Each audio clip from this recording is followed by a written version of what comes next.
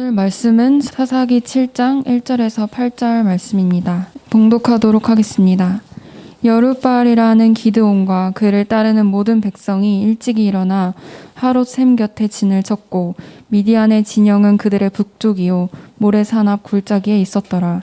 여호와께서 기드온에게 이르시되 너를 따르는 백성이 너무 많은즉 내가 그들의 손에 미디안 사람을 넘겨주지 아니하리니 이는 이스라엘이 나를 거슬러 스스로 자랑하기를 내 손이 나를 구원하였다 할까 함이니라. 이제 너는 백성의 귀에 외쳐 이르기를 누구든지 두려워 떠는 자는 길앗 산을 떠나 돌아가라 하라 하시니 이에 돌아간 백성이 22,000명이요 남은 자가 10,000명이었더라. 여호와께서 또 기드온에게 이르시되 백성이 아직도 많으니 그들을 인도하여 물가로 내려가라. 거기서 내가 너를 위하여 그들을 시험하리라. 내가 누구를 가리켜 내게 이르기를 이 사람이 너와 함께 가리라 하면 그는 너와 함께 갈 것이요 내가 누구를 가리켜 내게 이르기를 이 사람은 너와 함께 가지 말 것이니라 하면 그는 가지 말 것이니라 하신지라. 이에 백성을 인도하여 물가에 내려가매 여호와께서 기드온에게 이르시되 누구든지 개가 핥는 것 같이 혀로 물을 핥는 자들을 너는 따로 세우고 또 누구든지 무릎을 꿇고 마시는 자들도 그와 같이 하라 하시더니 손으로 움켜 입에 대고 핥는 자의 수는 300명이요 그 외에 백성은 다 무릎을 꿇고 물을 마신지라. 여호와께서 기드온에게 이르시되 내가 이 물을 핥아 먹은 300명으로 너희를 구원하며 미디안을 내 손에 넘겨주리니 남은 백성은 각각 자기의 처소로 돌아갈 것이니라 하시니 이에 백성이 양식과 나팔을 손에 든지라. 기드온이 이스라엘 모든 백성을 각각 그의 장막으로 돌려보내고 그 300명은 머물게 하니라. 미디안 진영은 그 아래 골짜기 가운데 있었더라. 4절에 보면은 내가 너를 위하여 그들을 시험하리라 라는 말씀이 있어요. 시험해서 합격자가 있을 것이고 불합격자가 있을 것이라는 것이고요.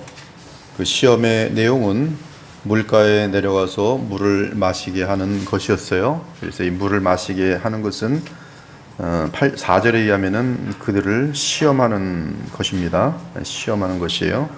합격인지 불합격인지를 시험하는 것이에요. 하나님의 나라는 민주주의가 아닙니다. 하나님의 나라는 많은 사람이 좋아한다고 그들의 기호를 맞추어 주는 나라가 아닙니다. 하나님의 나라는 힘이나 숫자에 전혀 민감하지 않고 진리와 거룩과 사랑에 민감합니다. 하나님의 나라를 이 땅에 보여주는 우리 주 예수님의 교회 역시 사람 수를 첫째로 여겨서는 안 됩니다. 우리는 수많은 군중이 모여 있다고 해서 교회가 영광스럽다고 생각해서는 안 됩니다. 그러한 생각은 새 속에 물든 비성경적인 생각입니다. 하나님이 기뻐하시는 교회는 많은 사람의 교회가 아니라 소수라도 주께 헌신된 사람들의 교회입니다. 이 시대의 한 나라를 이끄는 데 있어서 민주주의의 장점은 대단히 클 것입니다. 하지만 민주주의의 취약점은 숫자에 무너진다는 사실입니다. 즉 다수가 틀린 것을 지지하면 민주주의는 그 길을 따라갈 수밖에 없도록 되어 있습니다. 하지만 신자들은 이러한 시대 사상에 물들어서는 안 됩니다. 즉 수가 많아야 승리한다는 어리석은 착각에 속아서는 안 됩니다. 지금 이 시대의 수많은 교회가 교회 성장이라는 이름으로 달려왔습니다. 그렇다면 교회 성장이 무엇입니까? 그렇습니다. 사람 수를 늘리는 것입니다. 일단 사람이 많아야 정치에도 영향을 미치고 사회에도 영향을 미칠 수 있다는 논리입니다. 그러니 교회는 무조건 사람부터 늘려야 하며 이를 목적으로 하는 것이 교회의 성장입니다. 물론 교회의 성장은 많은 사람을 구원시켜야 한다는 거룩한 명분을 가지고 있습니다. 하지만 그 속마음은 그리스도의 온전한 분량까지 성장시키고 진실하고 실력 있는 참되고 깊은 신자를 만드는 데 관심과 마음을 기울이기보다는 늘 더 많은 사람들을 모이게 하는데 온통 마음이 가 있었습니다. 그래서 지난 수십 년 동안 어떤 방법으로든 교회는 많은 사람들을 모으는데 혈안이 되어 있었습니다.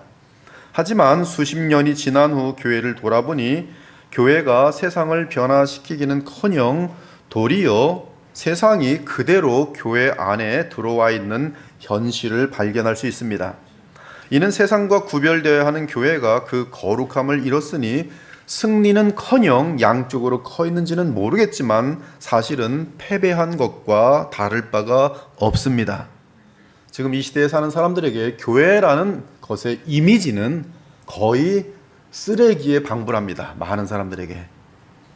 교회 다닌 사람들은 인색하고 거짓말 잘하고 교회와 사회생활이 이중적이고 위선자들이고 싸움 잘하고 그런 아주 악한 그런 이미지들이 가득 들어있어 버렸어요.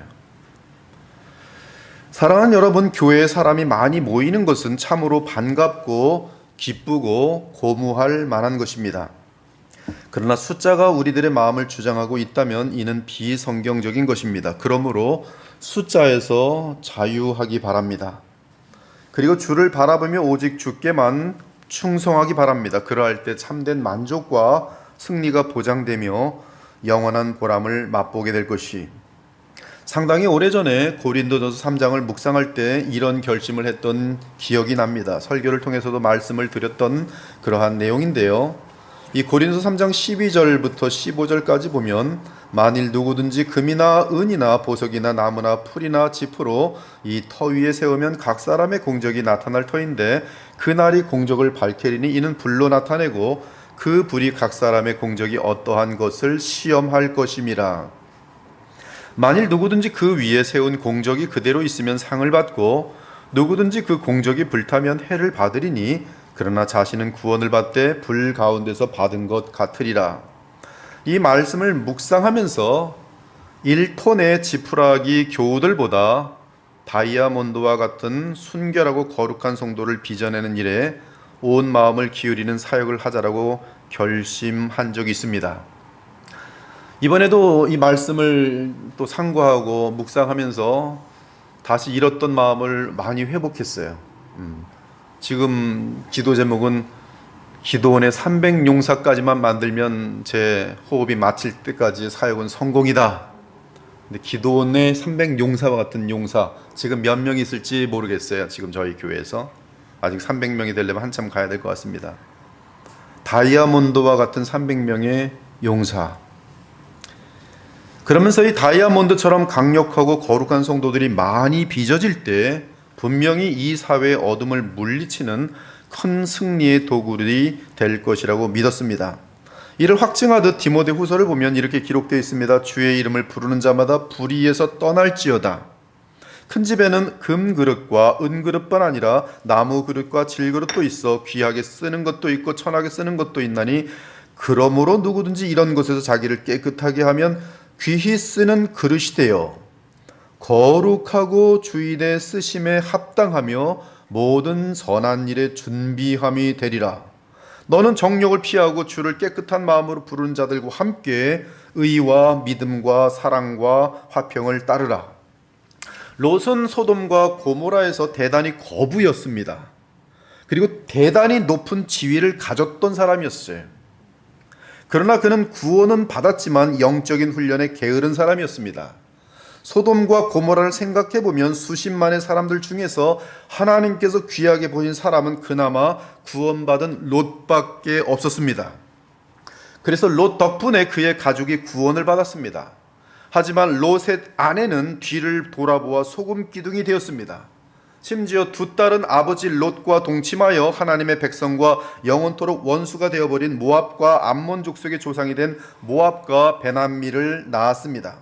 우리가 이 사실을 고려할 때 롯은 거룩한 영향을 잃은 교회가 어떤 결과를 갖게 될지를 알려주는 표상입니다.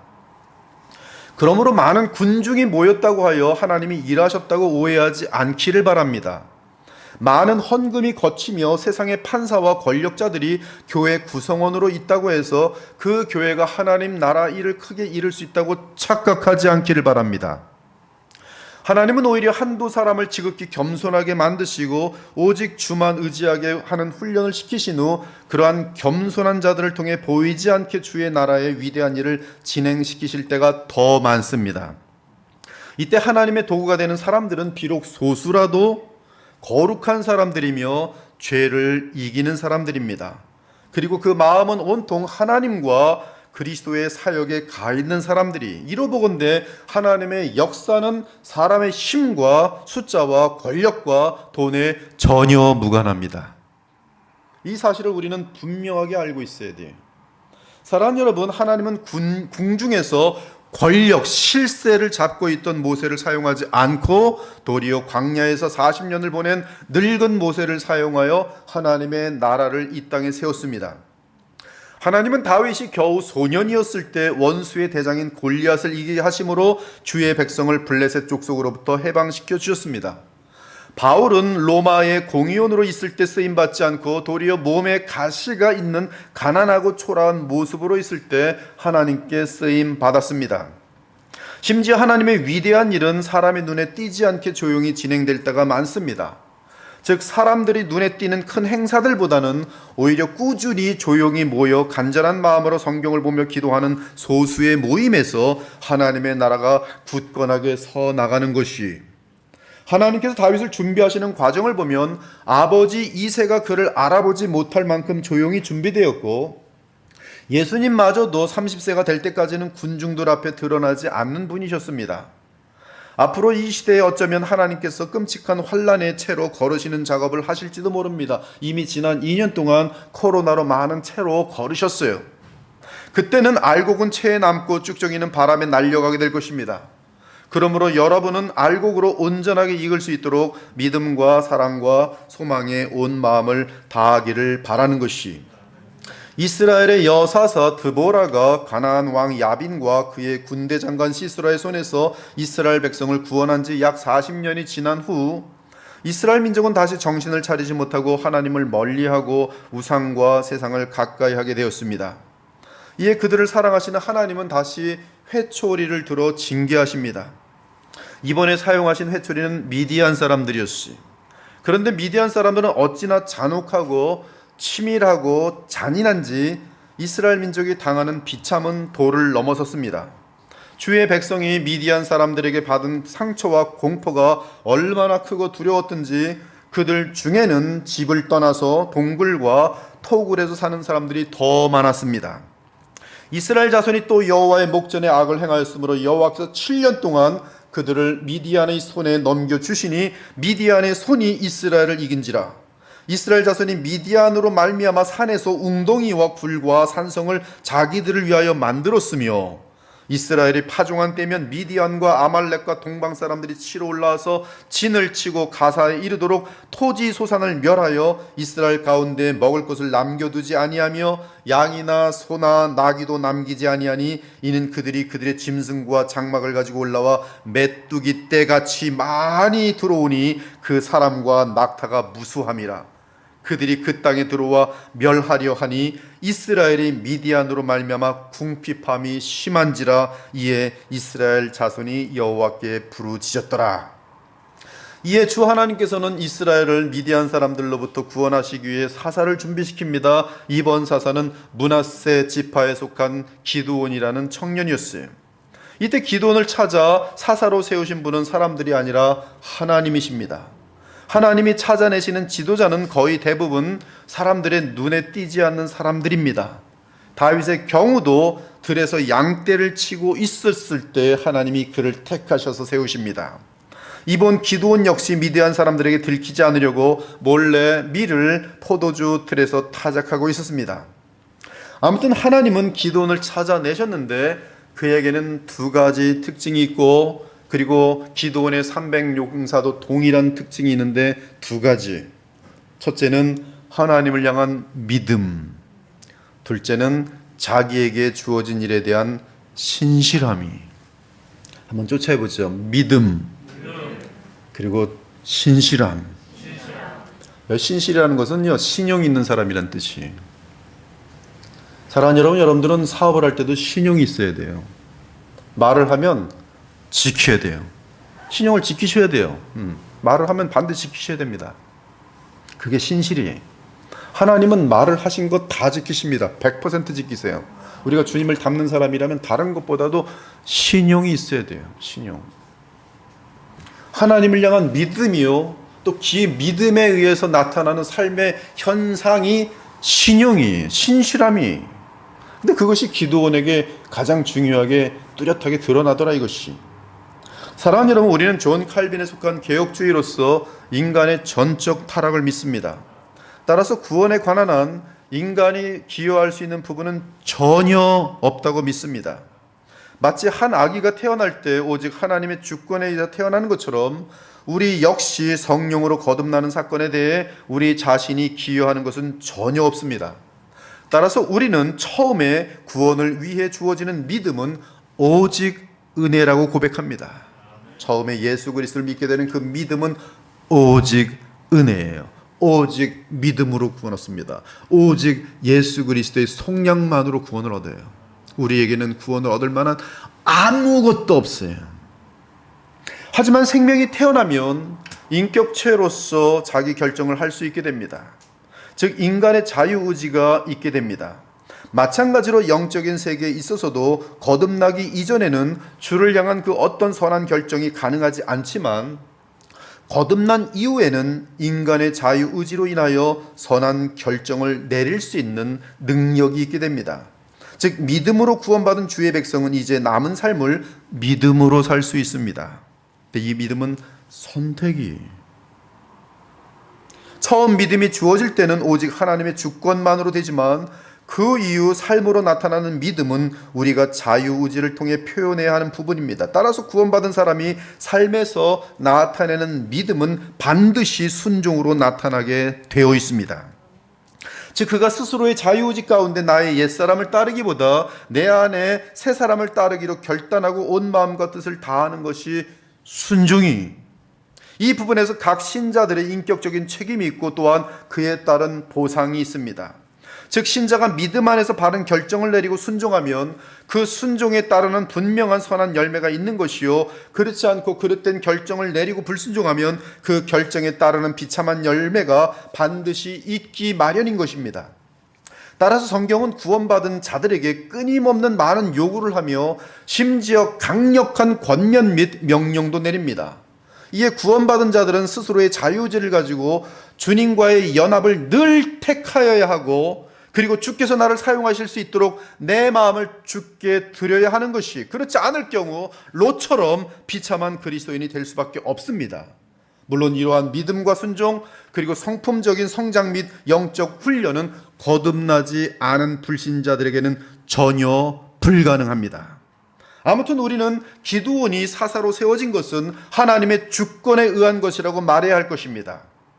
하지만 그럼에도 또한 동시에 기드온에게는 주께서 그를 사용하실 만한 어떤 믿음의 요소가 훈련되어 있다고 보아야 합니다. 그렇게 볼 때 우리는 성경 전체의 가르침과 조화를 이루는 성경 해석을 하게 되는 것이, 기드온 사건을 다룰 때 하나님의 주권에만 초점을 맞추고 기드온은 그저 주의 은혜로 쓰임 받은 것으로만 보는 해석이 있습니다. 이러한 해석은 하나님의 은혜를 더욱 강조하는 면에서 권면할 만합니다. 문제는 그런 해석은 성도들의 의무와 노력에 대한 부분이 사라진다는 사실이에요.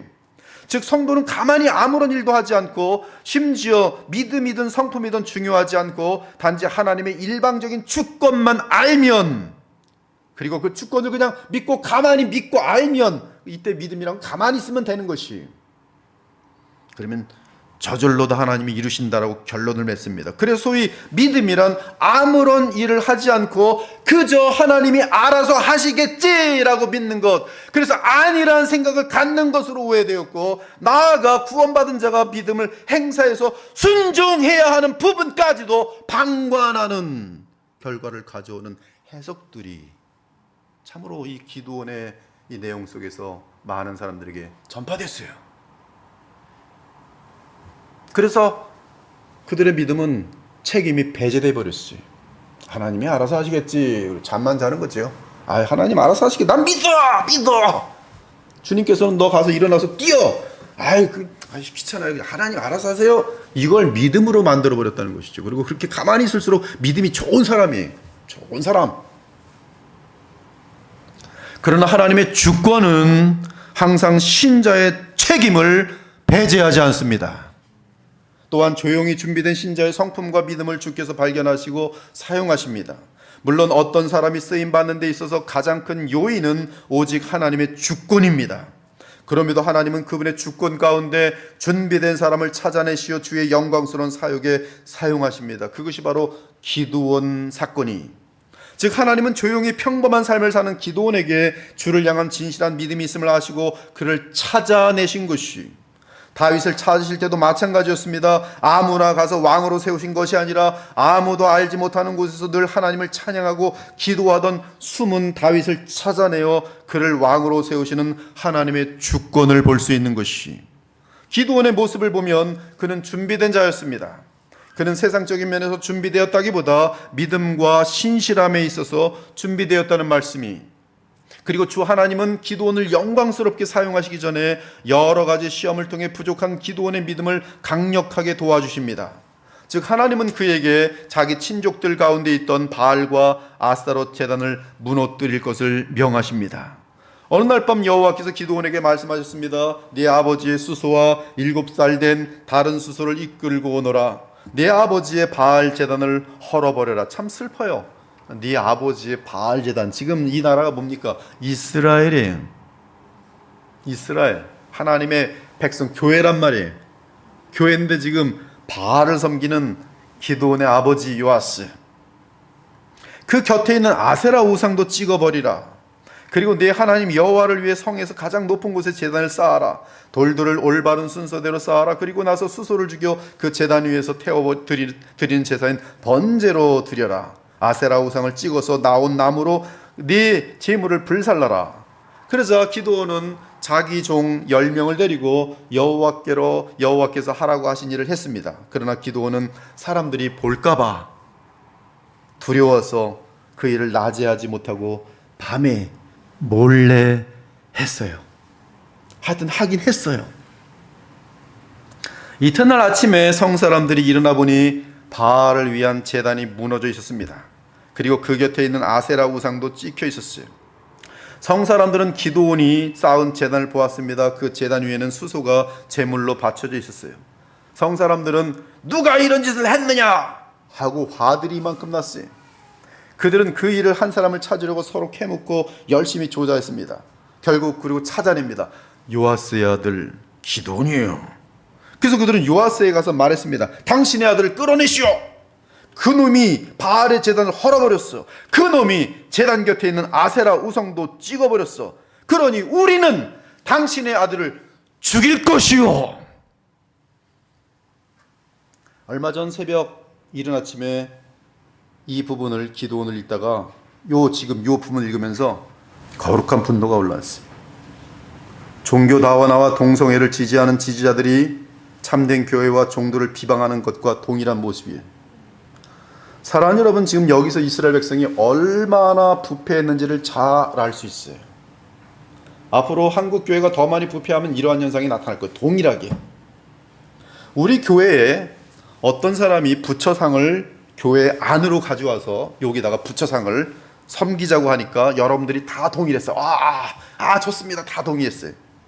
또 어떤 용감한 형제가 사람들이 있는 주일은 안 되니까 아무도 보지 않는 밤에 몰래 와서 교회 안에 있는 그 부처상을 망치를 갖고서 깨트렸어요.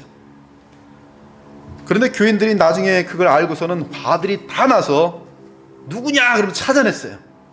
드디어 그 형제를 찾아냈어요.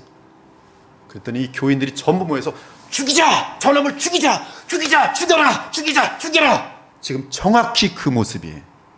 교회에서 하나님을 대적하는 어둠의 영, 마귀를 섬기는 자들이 교회에서 주만 섬기자면서 그 상을 깨트린 자를 죽여버려라! 근데 이 사람들이 누구예요? 하나님의 백성이. 교회. 지금 그 모습이 정확하게. 그들은 여호와 하나님과 언약을 맺은 주의 백성인데 도리어 주의 원수인 바알과 아스타롯을 깨뜨렸다고 기드온을 죽이려 하다니 말이나 됩니까? 그것이 영적 타락이, 그것이 교회 타락이. 실질적으로 지금 그런 일들이 설설 시작되고 있어요. 이미 시작됐어요. 앞으로 동성애라는 것이 더 세력을 갖게 되면서 동성애를 지지하는 어마어마한 목사의 무리들이 생겨날 것입니다. 그리고 그들은 동성애를 반대하는 목사들을 고소하고 죽여버려라! 저놈을 죽여버려라! 많은 군중들을 이끌고 또 모든 종교들, 종파들 다 상관없이 우리는 다 인간 안에서 하나이니까 여호와 예수 그리스도 안에서만 구원이 있다는 저들을 죽여버려라, 죽여버려라, 죽여버려라, 저 교회를 허물어버려라. 분명히 그날이 찾아올 것입니다. 그것이 바로 지금 이 기드온의 백성들의 모습이. 다행히도 요아스가 자기에게 몰려온 화가 난 무리에게 말했습니다. 당신들은 바알 편을 들 셈이요, 바알을 위할 생각이요, 누구든지 바알의 편을 드는 사람은 이 아침에 죽임을 당할 것이요, 여기 이렇게 무너진 것은 바알의 재단이요, 바알이 과연 여러분들의 신이요? 바알이 신이라면 바알 스스로 싸우게 하시오. 그래서 그날 기드온은 여러 바알이라는 이름을 얻었는데 그 뜻은 바알 스스로 싸우게 하라는 뜻이. 기드온을 이렇게 부른 것은 기드온이 바알의 재단을 무너뜨렸기 때문입니다. 이렇게 하여 기드온은 하나님이 주신 시험에 합격했고 주께서 그 악하고 어리석은 백성 앞에서 안전하게 그를 지켜주셨어요. 이제 드디어 기드온은 주의 백성의 사사로 우뚝 서서 그들을 이 어리석은 무리들을 미디안으로부터 구원할 것이. 어느 날 미디안은 아말렉과 동방 사람들과 같이 모여 요단강을 건너와 이스라엘 골짜기에 진을 쳤습니다. 이는 이스라엘 완전하게 정복하려는 계획을 가진 것이. 이때 그들의 군대 수는 12만 5천 명이었어요. 그러자 여호와의 영이 기드온에게 임하고 기드온은 나팔을 불어 사람들을 불러 모아 미디안과 전투 태세를 갖추었습니다.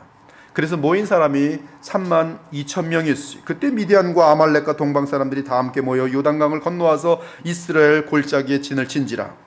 여호와의 영이 기드온에게 임하니 기드온이 나팔을 불매 아비에셀이 그의 뒤를 따라 부름을 받으니라. 기드온이 또 사자들을 온 므낫세 두루 보내매 그들도 모여서 그를 따르고 또 사자들을 아셀과 스불론과 납달리에 보내매 그 무리도 올라와 그를 영접하더라.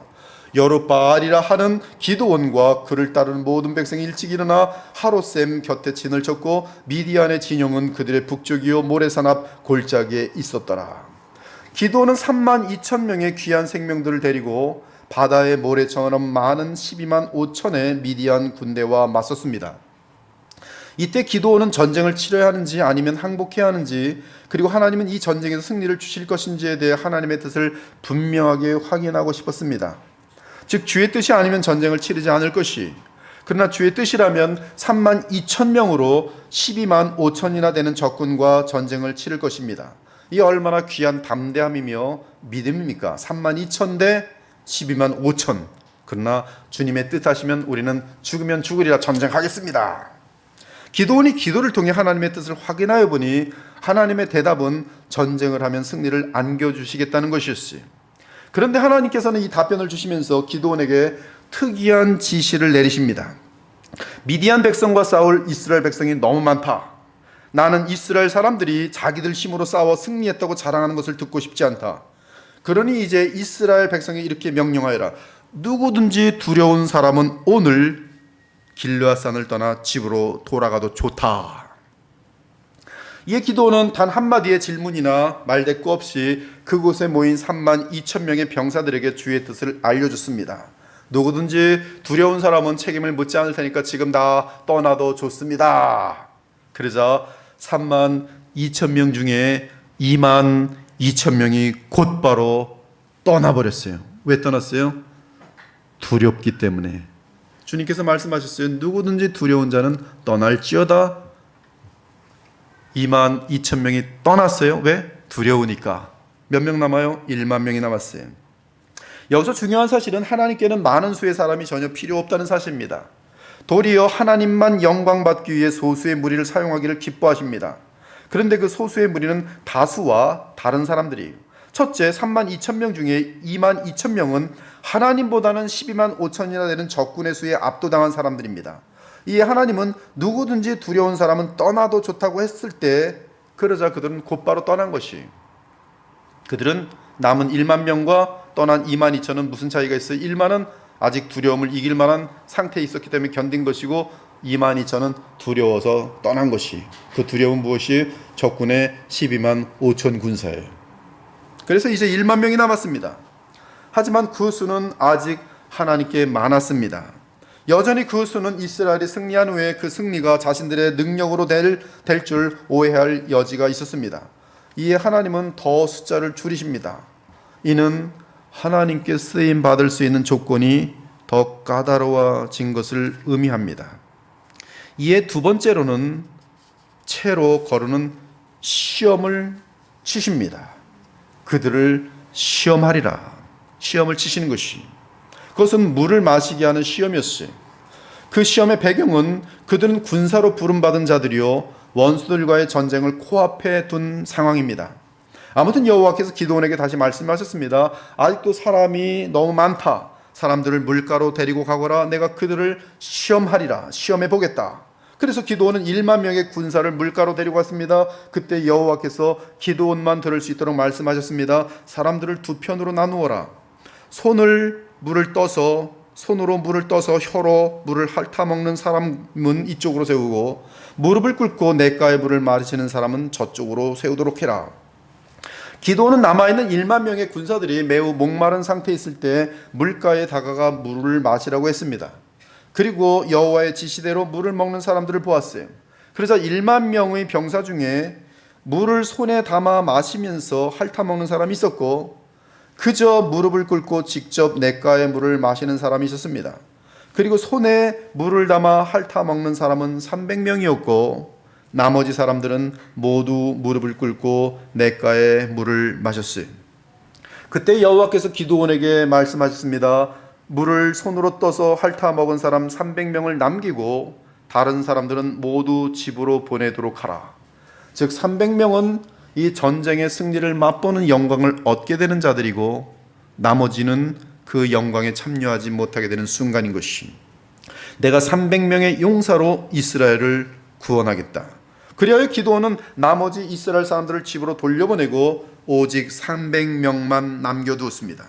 자, 이 사건에서 우리가 확신할 수 있는 것은 이스라엘의 용사가 미디안의 군사 12만 5천 명과 싸우는 전쟁은 오직 하나님의 손에 달려있다는 사실입니다. 이를 분명하게 하기 위해 하나님은 단지 300명만 남겨두십니다. 하지만 그 300명은 다른 3만 1,700명과는 달리 하나님을 향한 믿음과 신실함에 있어서 평소에 준비되어 있던 사람들이었습니다. 즉 하나님은 무작위로 300명을 택하신 것이 아니라 그들의 중심을 아시기에 그들의 믿음과 성실함과 충성을 시험해 보시고 택하신 것이, 그러므로 우리는 하나님께서 주의 나라의 승리를 위해 사용하시는 소수의 무리의 특징을 알 수 있습니다. 이미 확인한 것처럼 세상의 숫자를 두려워하지 않고 오직 하나님을 두려워하며 하나님의 전능하신 능력을 믿는 믿음을 지닌 사람들이 1차 테스트에서 통과됩니다. 이 시험에서는 1만 명이 합격했어요. 3만 2천 명 중에. 그렇다면 9,700명과 나머지 300명의 차이는 무엇입니까? 그렇습니다. 영적 전쟁을 치른 군사의 입장에서 늘 방심하지 않고 깨어 있느냐 하는 것이, 300명은 방심하지 않고 깨어 있었던 것이고 지금 전쟁이라는 배경 속에서 나머지 9,700명은 물이라는 유혹 앞에서 경계심이 무너진 것이, 목이 지독하게 마른 상태에서 9,700명은 물을 보자마자 군인으로서의 경계심을 놓쳤습니다. 즉 물을 헐떡거리고 마시는 순간만은 군사가 아니었던 것이, 하지만 300명은 그렇게 달콤한 물을 마시는 순간에도 군사로서 깨어있는 마음을 놓치지 않았습니다. 바로 이 부분이 항상 깨어 방심하지 않을 수 있는 군사들, 그들은 하나님 나라의 기적을 위해 쓰임받을 수 있는 믿음의 사람들이요 기도 가운데 깨어있는 사람들이라고 볼 수 있어요. 여러분들, 주님께 쓰임받길 원하는 이 어두운 시대에 300명이 되길 원하면 두 가지의 테스트를 다 합격하길 바랍니다. 하나는 숫자나 이 세상 것들에 대해서 이 주눅들지 않고 어떤 상황에서도 주님 한 분만을 의지하는 가운데에서 그분이 하시면 뭐든지 하실 수 있다는 믿음을 유지하는 것이고, 둘째는 항상 깨어있는 것이, 항상 깨어있는 것이. 하지만 나머지 사람들은 믿음에 있어서 근본적으로 흔들리고 있었고, 또한 1만 명 중에서도 대다수가 상황에 따라 경계심을 내려놓는 방심하는 모습을 보였던 것이, 방심이란 것이 얼마나 무서운지 아십니까? 사랑하는 여러분, 그 누구든지 방심할 때 원수들에게 순식간에 사로잡혀 패배한다는 사실을 아십니까? 방심을 우습게 여기지 않길 바랍니다. 요 정도의 방심은 괜찮겠지라고 하는 그것이 여러분들을 살인자로도 만들 수 있고 간음자로 만들 수가 있는 것이, 도둑놈으로도 만들 수 있는 것이, 그 한 가지의 방심이 순식간에 자기도 모르는 사이에 어마어마한 죄로 끌고 가도록 되어 있어요. 다윗은 소년 시절에 오직 믿음으로 골리앗을 이긴 위대한 믿음의 용사였습니다. 하지만 그가 방심하였을 때 자기의 충신 우리아의 아내와 강간하고 그 충신 우리아를 죽이고 그의 아내를 빼앗아 왔어요. 이로 인한 다윗의 패배가 얼마나 컸는지 아십니까? 방심해서 옥상 한번 올라갔다가 목욕하는 여인을 본 그 사건 하나 때문에 다윗의 인생이 이 사건으로 인하여 얼마나 비참을 당했는지 아십니까?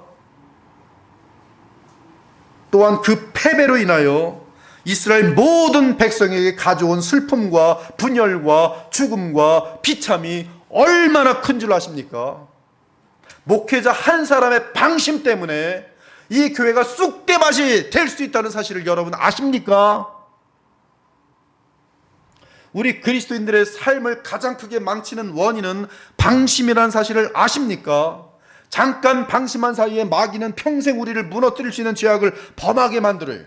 그리고 그 죄악으로 우리 주변에 얼마나 많은 비참한 열매를 맺히게 하는지 사탄은 그러한 죄의 결과들을 덫으로 삼아서 신자의 삶을 평생 괴롭히는 사실을 아십니까? 이에 방심하는 자의 패단이 얼마나 큰지를 잘 아시는 하나님은 이번 미디안과의 전쟁에서는 방심하는 자를 제외시켰어요. 하나님 나라의 전쟁에서 방심하는 자는 금물이 사기를 저하시켜요. 다 망치.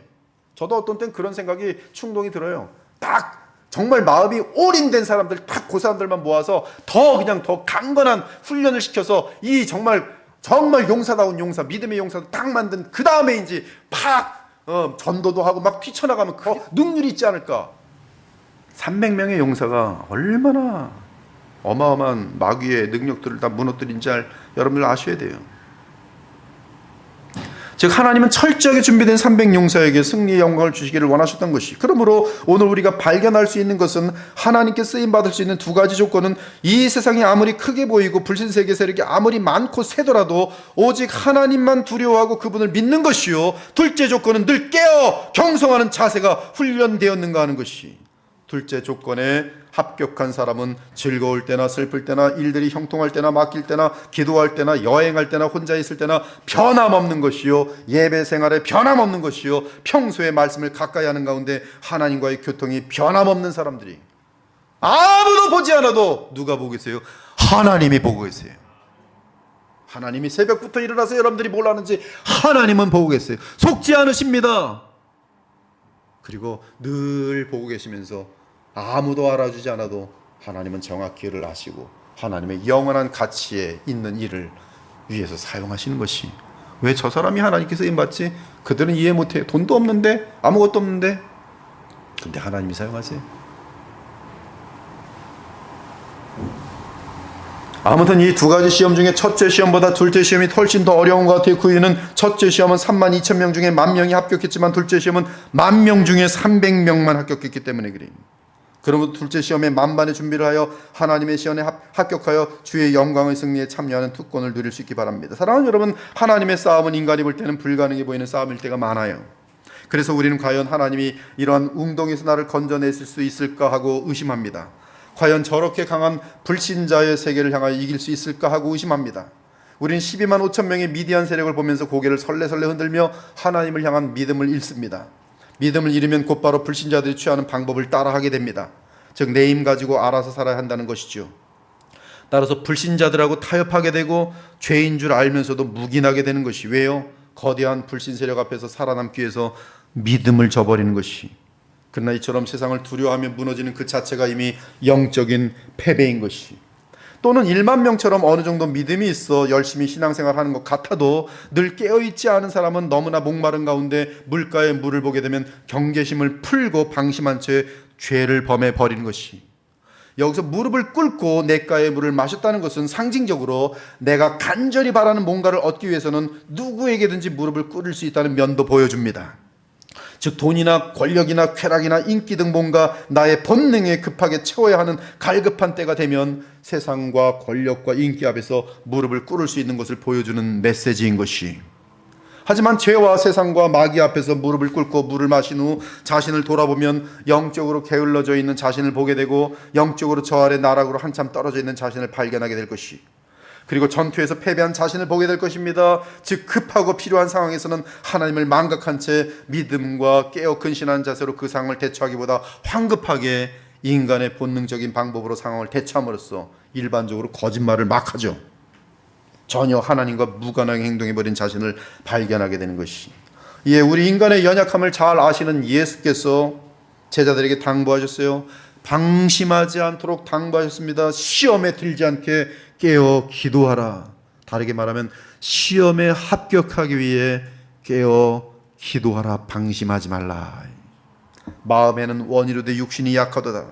베드로 사도 역시 동일한 당부를 합니다. 근신하라, 깨어라. 너희 대적 마귀가 우는 사자같이 두루다니며 삼킬 자를 찾나니 너희는 믿음을 굳건하게 하여 그를 대적하라.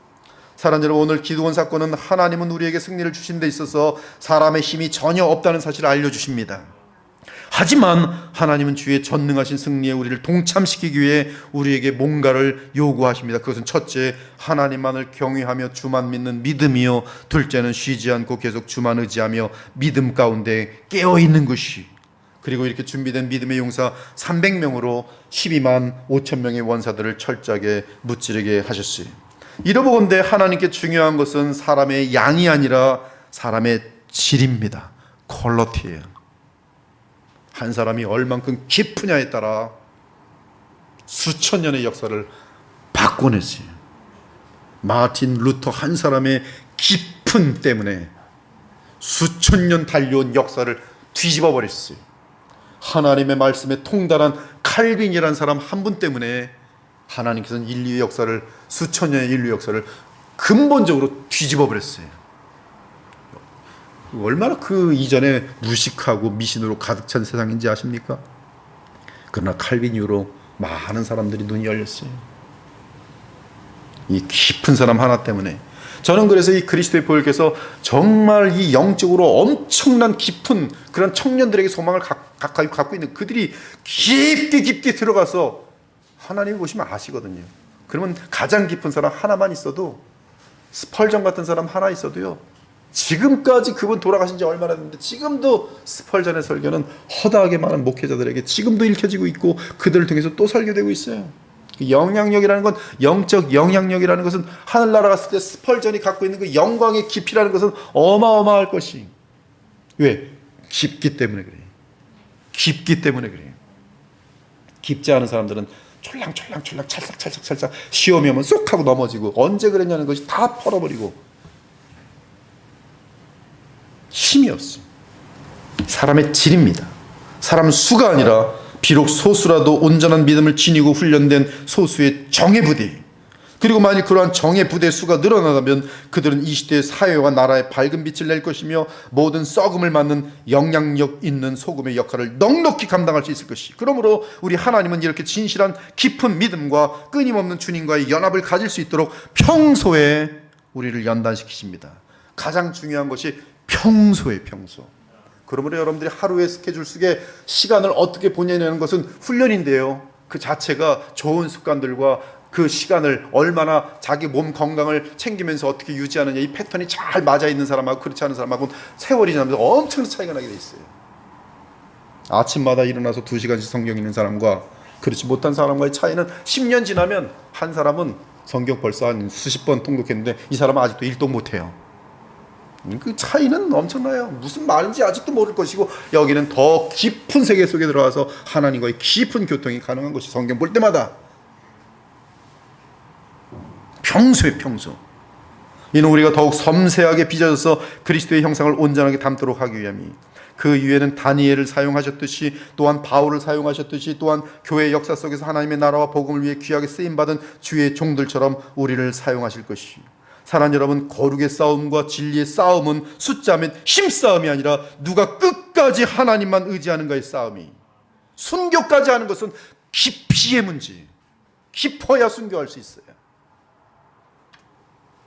그러므로 영적 정쟁을 위해 준비되는 사람은 때로는 외로운 훈련 기간을 갖게 될 것입니다. 그러나 어느 날 300용사 중 하나로 부름받게 될 것이며 적어도 다른 300용사가 주변에 나타나서 함께 동료가 되어줄 것이, 이들 300용사의 특징은 주께서 주신 사명을 자기 생명보다 더 소중히 여기는 사람들입니다. 하나님께서 주의 복음을 위해 위대하게 사용하신 복음의 용사인 바울 역시 이렇게 고백해 오직 성령이 각 성에서 내게 증언하여 결박과 환난이 나를 기다린다 하시나 내가 달려갈 길과 주 예수께 받은 사명 곧 하나님의 은혜의 복음을 증언하는 일을 마치려 하면은 나의 생명조차 조금도 귀한 것으로 여기지 아니하노라.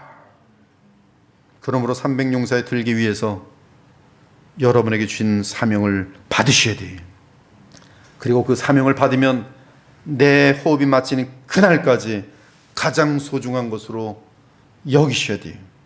다른 말로 하면 세상에서 먹고 마시는 문제로 살지 마시고 무엇보다 먼저 하나님의 나라와 의를 구하면서 주의 나라의 거룩한 전쟁을 위해 주께서 나를 부르시는 그 몫을 찾아내어 죽는 그날까지 그 일을 하라는 말씀이, 우리 주께서 그리스도의 보혈교회를 세우심은 이러한 300용사를 빚어내기 위해서입니다. 낙심하지 말고 지치지 말고 끝까지 달려가기 바랍니다. 끝까지 믿음을 놓치지 마시고 주 예수 그리스도를 붙들고 바라보며 믿음으로 연합하기 바랍니다. 이를 위해 쉬지 말고 기도하고 늘 성경 읽으며 예배에 온 마음과 뜻을 다하기 바랍니다. 그렇게 할 때 어느새 기도원과 그의 300용사처럼 하나님의 위대한 승리에 쓰임받는 복음의 용사들이 될 것이, 앞으로 남은 세월에 주의 전투에 부름받게 될 날들이 올 것입니다. 그때 우리는 내 자신의 철저한 무능과 무가치함을 인식할 수 있기를 바랍니다. 이는 인간의 방법으로는 300용사가 결코 12만 5천의 군사와 싸워 이길 수 없기 때문입니다. 300용사가 가진 가장 큰 인식은 내 힘이 아니라 오직 하나님의 주권적인 능력에 의해 승리한다는 믿음이었어요. 그러므로 하나님께 쓰임받으려면 내 마음이 평소에 늘 그리스도께 가 있어야 합니다. 지금 우리에게 가장 복된 소식은 하나님은 이미 십자가로 원수를 멸하셨기 때문에 누구든지 복음 안에서 그리스도 안에 있으면 이미 승리는 보장되어 있다는 사실이, 그러므로 이 시대의 300용사가 되는 비결은 예수 그리스도를 꼭 붙들고 하나님과 늘 교통하는 것이, 그것이 나의 모든 승리의 힘이며 하나님의 능력이 나를 통해 그리고 우리 교회를 통해 나타나는 비결인 것이, 이 자리에 계신 여러분 모두가 300용사의 그 테두리 안으로 들어올 수 있길 바라요. 그래서 여러분들이 천국에 갔을 때 이 승리의 노래를 거기서도 부를 수 있고, 이 택함 받아서 이 전쟁의 승리를 보았던 그 300용사, 300이 12만 5천을 이겼을 때 이 300용사는 어땠을까요? 그 환희와 그 어떤 그 기쁨은 말로 표현을 못했어요. 어떻게 이런 일이 있을 수 있을까? 이런 일이 있을 수 있을까? 그들은 영원히 그때 이 드보라의 승리도 마찬가지인 것처럼 이 기도원의 300용사도 그 노래를 영원히 부를 것이, 그러한 노래의 주인공이 여러분들도 될 수 있어요. 저 역시 이 교회를 위해, 이 교회 때문에 더욱더 깨어있기를 노력을 많이 하겠습니다. 그래서 더 여러분들과 깊어야지만이 여러분들 깊게 또 가르치고 인도할 수 있지 않겠어요. 그래서 더 많이 노력하고 싶고 시간도 많지 않아서 더 초조하기도 하고 그래요. 근데 안 쫓아오는 사람들이 너무 많아서 속이 많이 상해요. 저 사람들은 왜 저렇게 살까?